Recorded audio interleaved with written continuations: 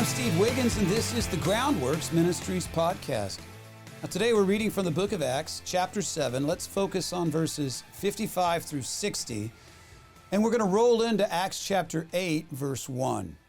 But Stephen, filled by the Holy Spirit, gazed into heaven, and he saw God's glory with Jesus standing at the right hand of God.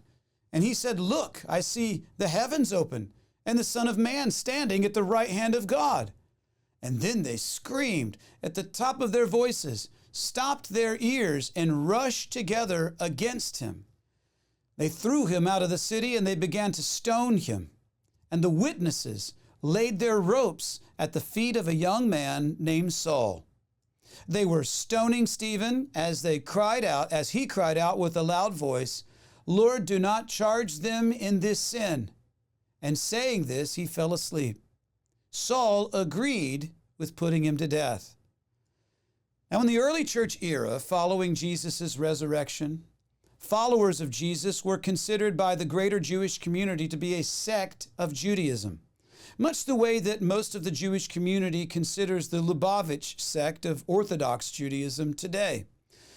And the Romans also officially considered followers of the Way, which is how the early church described itself, "We are the Way," to be a sect of Judaism. So both the Romans and the Jewish community thought that they're a sect of Judaism.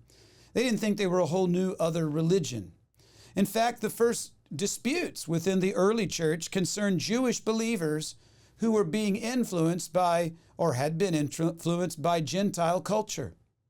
And in chapter 6, a dispute broke out within the church between Hebrew and Greek-speaking Jews.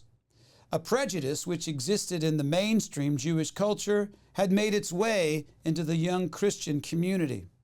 Greek-speaking widows, they didn't speak Hebrew. They were not getting a fair share of the community charity. In Israel today, by the way, there are still disputes among various ethnic Jewish communities, because you have Jews who've come from Iran, you have Jews who, because the Muslims have driven them out. You have them which have come from Ethiopia, some have come from the Sudan, so they come from all over the world, various ethnic communities, all Jewish. And now there's this dispute between Greek-speaking and Hebrew-speaking Jews, as if the Hebrew-speaking Jews are more holy. Sounds crazy, but people are crazy. Stephen was chosen by the church leaders along with 6 others to ease the tension by ensuring that everyone was treated fairly. And what's important to note is how all of these 7, Stephen included, all of them that were chosen had Greek names. So if the Greek widows aren't getting their share of the distribution, of the welfare really, well then we'll appoint Greek-speaking Jews to make sure that it happens. And it's obvious that the apostles wanted to send a message to the greater community. And that message is this: there is no prejudice among the followers of the Messiah. There's no preference. So they chose men of Greek-speaking Jewish backgrounds to distribute the charity. And by many scholars' accounts, Stephen was a Samaritan. It's evident by the biblical references and interpretations that Stephen cites in his defense. Samaritans were half-breeds at best. They were half Jewish and half Gentile, and at home with neither the Romans nor were they at home with religious Jews. Samaritans were too Jewish to be Gentile and too Gentile to be Jewish in the eyes of both communities. So not being a Hebrew-speaking Jew was most likely, and a person most likely to be known as a Samaritan, Stephen's words would have been particularly offensive to the non-Messianic, that is, the Jewish non-believers, the religious Jews, Paul and all of his friends. And perhaps they would tolerate Peter's bold message because he was a Hebrew-speaking Jew when he was visiting the temple. But they would never stand to be rebuked by a gospel-preaching Samaritan. And this perspective on Stephen's ethnicity helps us to understand why Saul, a highly trained Pharisee, would be so zealous against Christians. Because perhaps Paul felt that half-breed apostates are corrupting Judaism. And it's ironic how Paul went on to become, as he says in his own words, the apostle to the Gentiles.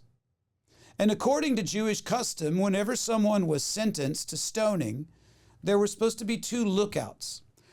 And each of these lookouts would be posted about 100 yards away in opposite directions. So if you're on a road and you're going to stone a person, you go 100 yards to the north and 100 yards to the south, or if it's going east and west, but either way, you go 100 yards in either direction, and you become a lookout. Not to look out, oh no, the Romans are coming, so stop stoning this guy. No, you're the lookout because you're supposed to signal the people that are going to stone this guy in case someone comes running from the other direction with evidence that could acquit the person that's about to be stoned. Oh no, we might stone an innocent man. So 100 yards this way and 100 yards that way, we'll post people. And they're supposed to hold a cloak, and their job is to wave this cloak. And somebody's going to be looking out to see if in either direction we should stop stoning this guy, because somebody might have evidence. So Saul's job, we can obviously see at the stoning of Stephen, was to watch the cloaks, meaning that Paul was most likely one of those lookouts. I'm Steve Wiggins, and this is the Groundworks Ministries podcast. Groundworks Ministries operates entirely through financial donations from faithful people like you. And yes, we do need your monthly support. Donating is secure and it's easy at our website, groundworksministries.com. You know, another way to help is just tell people about Groundworks Ministries. You can share these podcasts with friends and family and on your social media. And of course, you can always direct folks to our website, groundworksministries.com.